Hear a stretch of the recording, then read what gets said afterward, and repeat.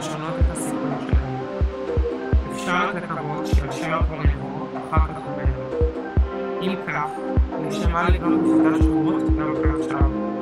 אחרי שלמדנו לעבור דרכן, ולשם מה להרוס את המציאות ולבנות אותה מחדש, אם אפשר רק לשנות את הפרשנות. במקום לספר שהמרחב הוא שתי מדינות ואיבות, אפשר לספר שהמרחב הוא עיר או כמה ערים.